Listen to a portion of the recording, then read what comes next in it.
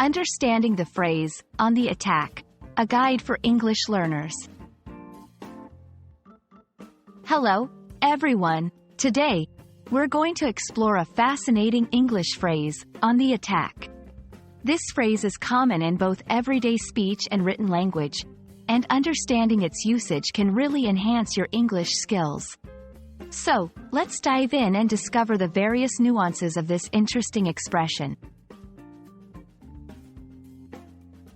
Firstly, let's look at the literal meaning of on the attack.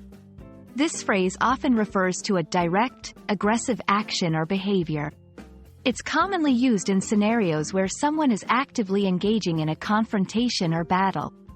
For example, in sports commentary, you might hear, "The team is on the attack, trying to score a goal."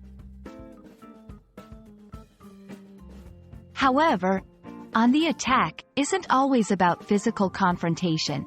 It's also used figuratively to describe someone who is aggressively challenging or criticizing another person or idea.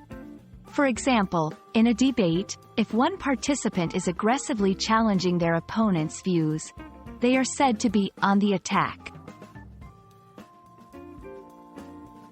To better understand this phrase, let's see some contextual examples. 1. In sports, the boxer was on the attack from the first bell, dominating the fight. 2. In politics, during the debate, the candidate was on the attack, fiercely criticizing their opponent's policies. 3. In everyday conversation, whenever we discuss this topic, he goes on the attack, refusing to listen to other opinions.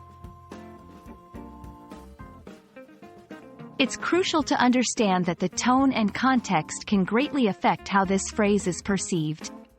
On the attack can imply aggression, which might be negative in peaceful discussions, but it can be positive in contexts like sports or defense.